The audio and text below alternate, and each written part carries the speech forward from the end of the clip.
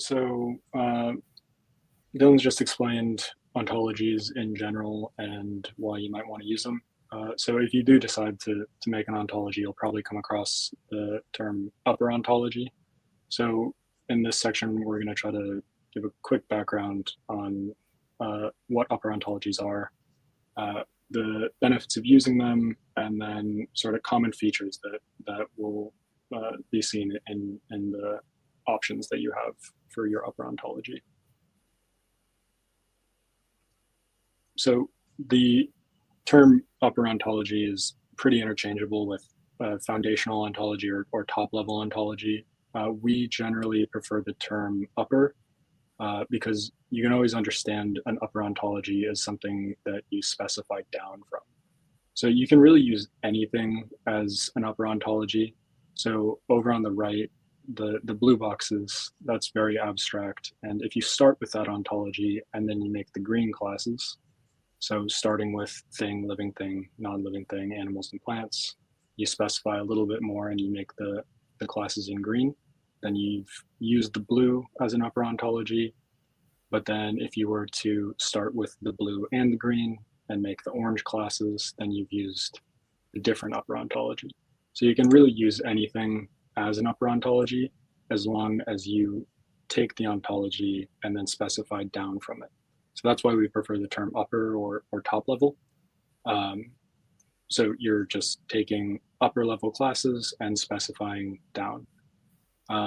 Now, you can use anything as an upper ontology, but there are certain ontologies out there that are specifically designed to be used as these. So generally, when we're talking about upper ontologies, we're going to be referring to those ones that are designed to be used like this.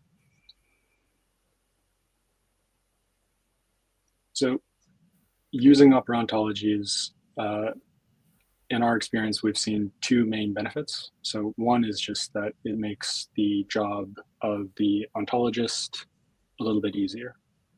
So it gives them some freedom and direction in designing, and it also makes their work better in that it gives some common sense and cross-functionality to their work. So the next couple slides are going to be giving some examples of what exactly these mean. So for freedom and direction, if you were tasked with just drawing a rabbit, you could have three possible starting points. You could have this connect the dots sheet. Now, when you connect the dots, you kind of only have one possible outcome. You make this specific rabbit, and it's going to look like that as long as you follow the rules. There's not much flexibility there. So you don't have much freedom, but you have an immense amount of direction. So it's really quite easy to draw that rabbit. It's just you don't have a choice on whether or not you're going to be able to draw a different kind of rabbit. Alternatively, you could have something like a template.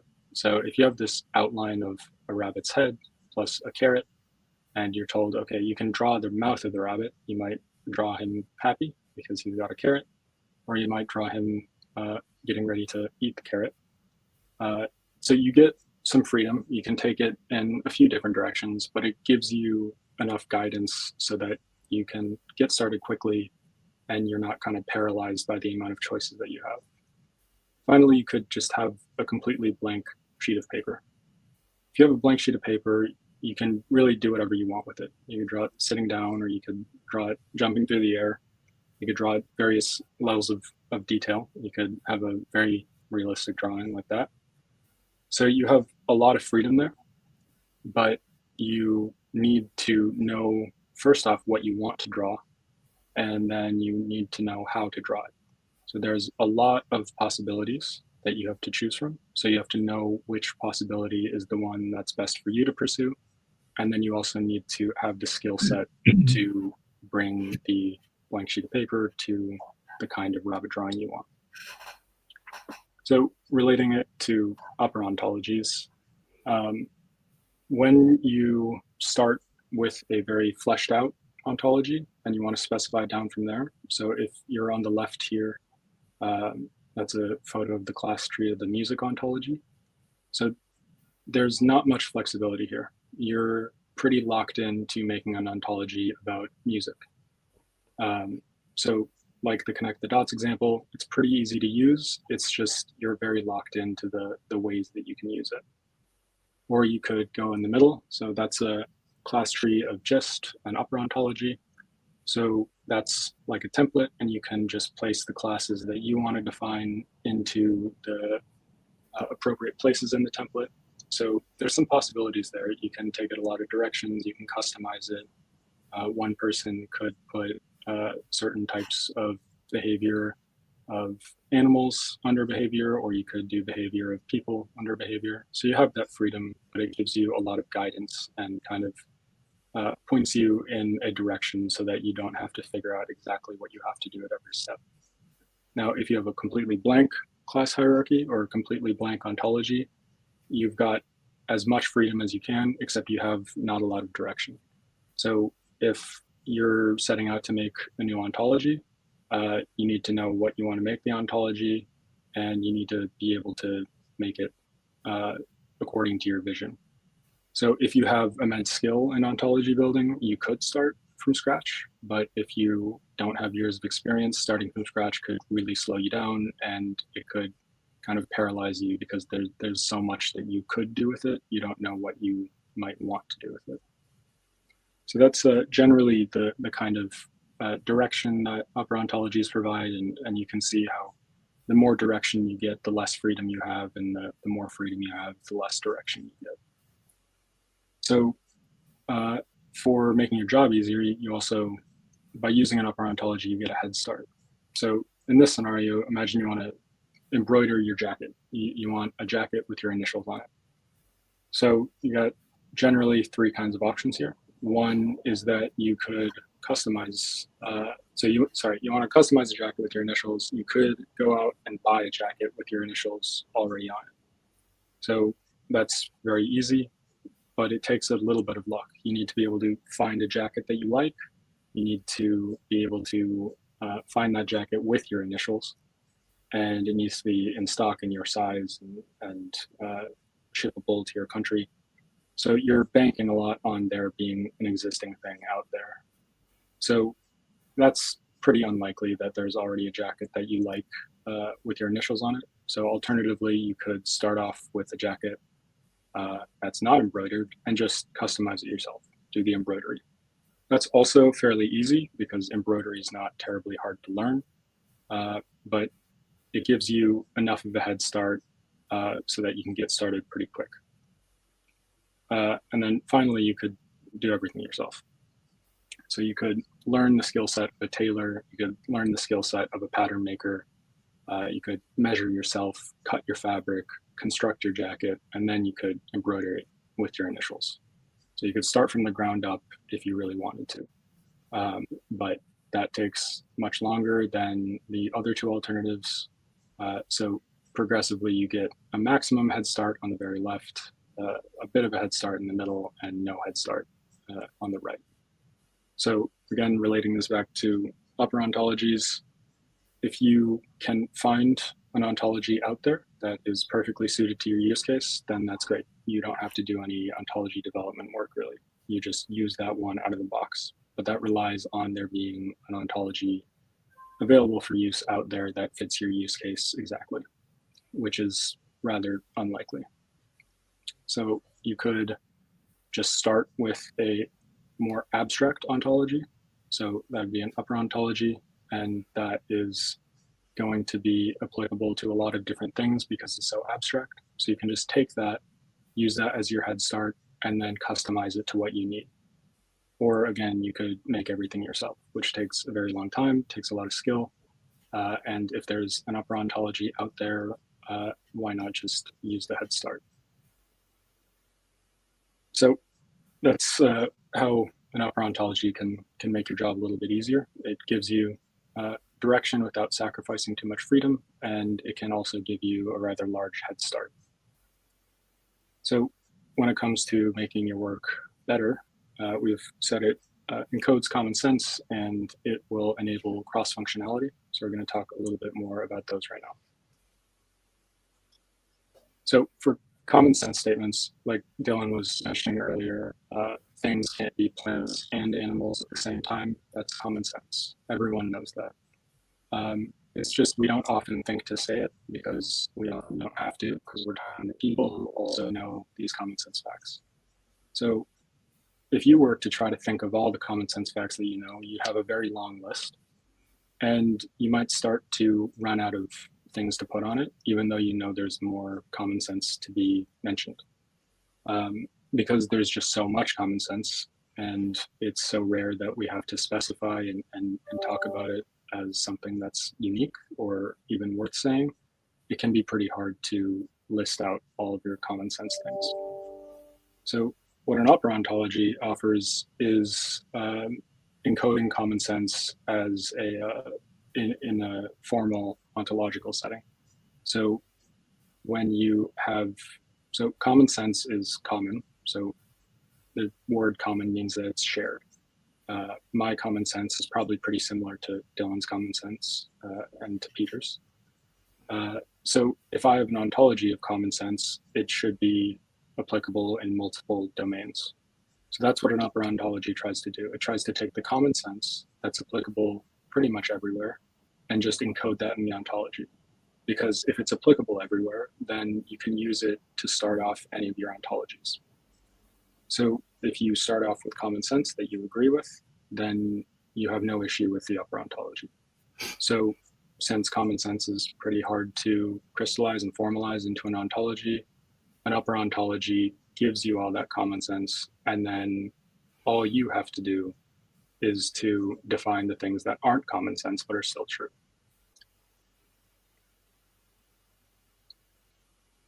So yeah, common sense is shared and agreed upon.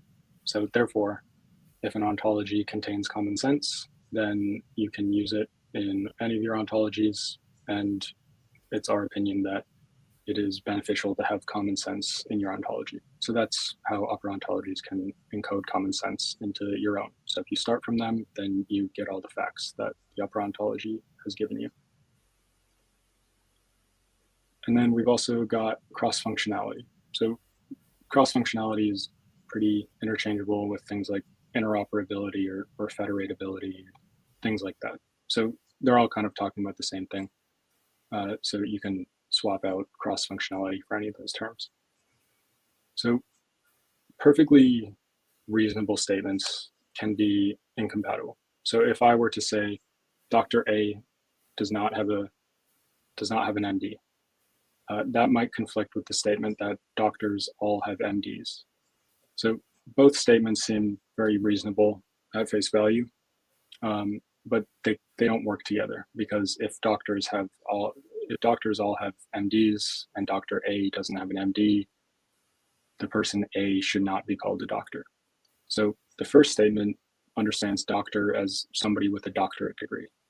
So history PhD, a lawyer, attorney with a JD, they're all doctors because they have a doctorate degree. The latter understands doctor as something more like medical doctor, somebody with an MD. So they're disagreeing on this very upper level definition.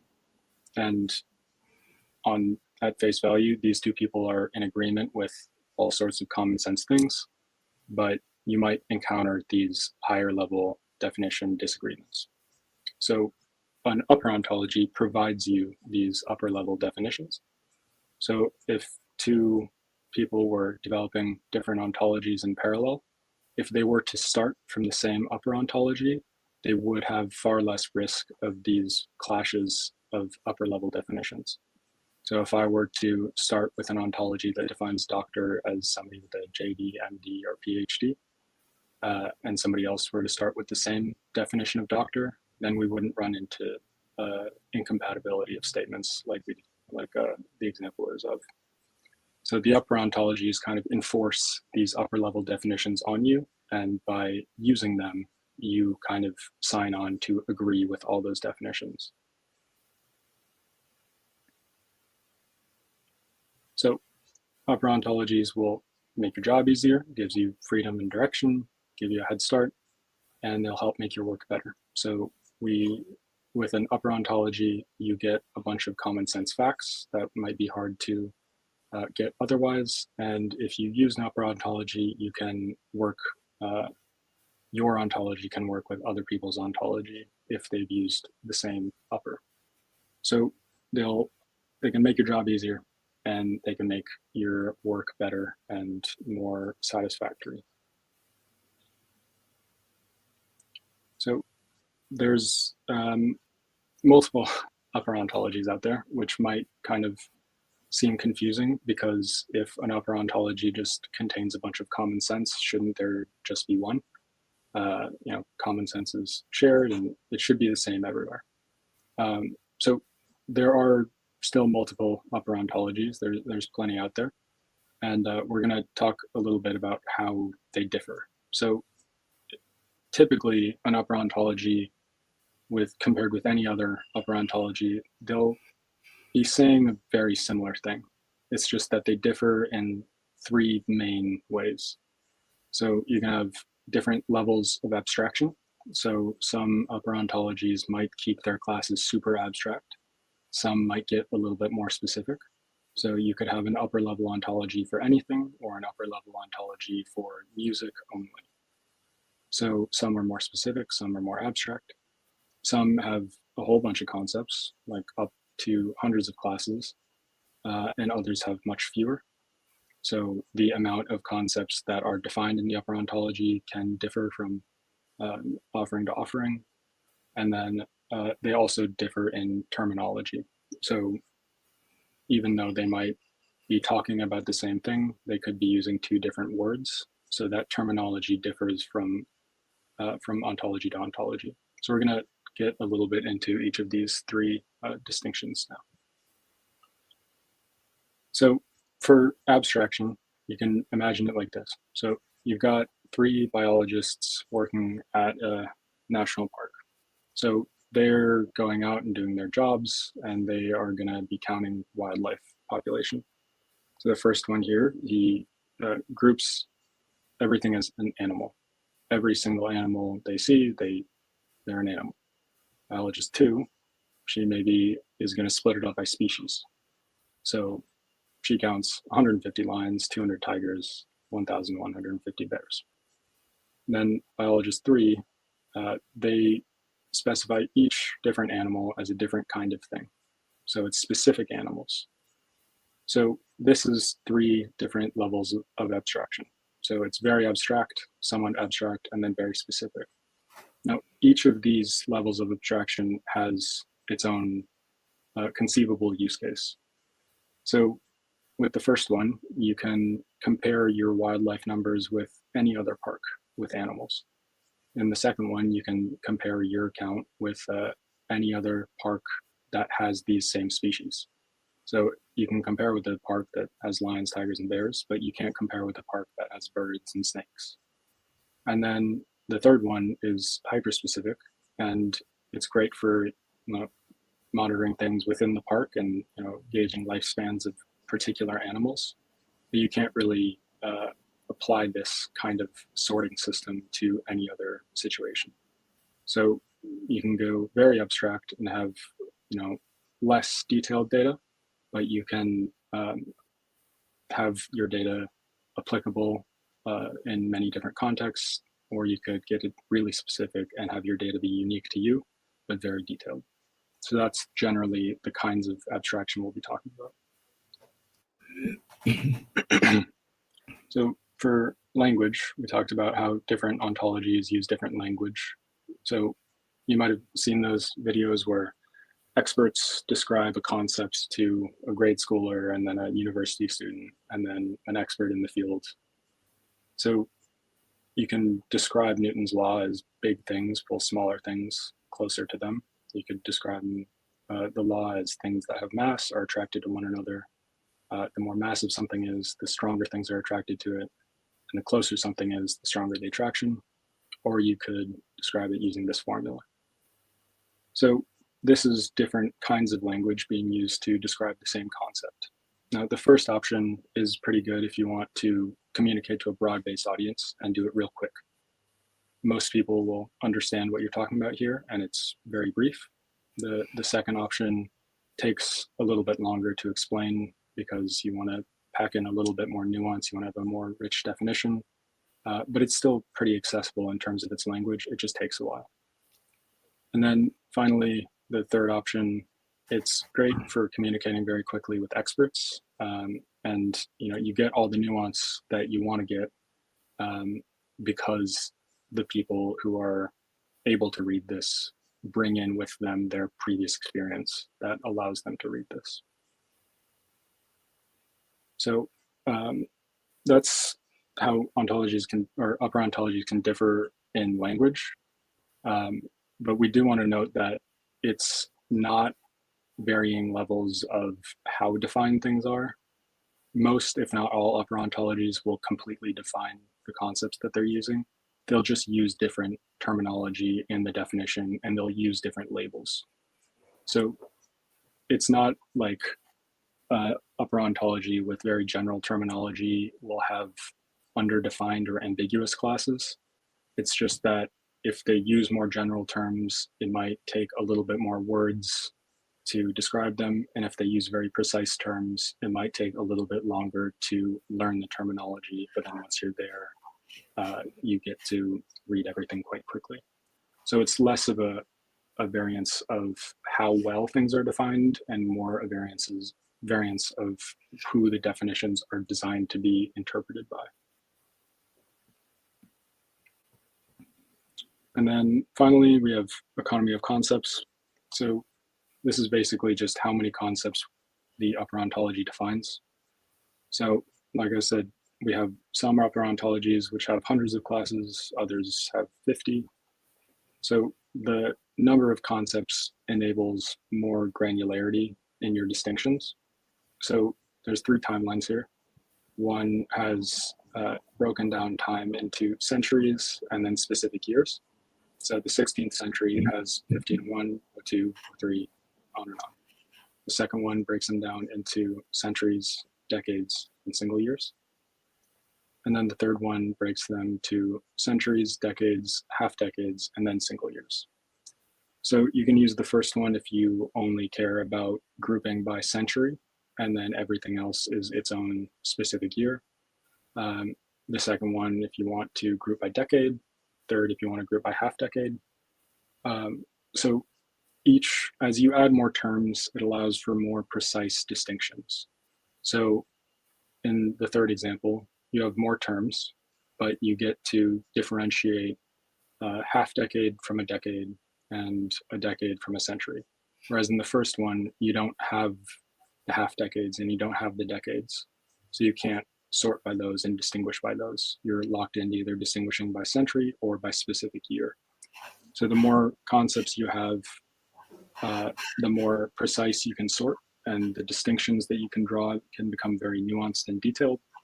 And if you have fewer terms, it's a lot easier to navigate, but you get a little bit less granularity in your sorting. And then in return for that sacrifice,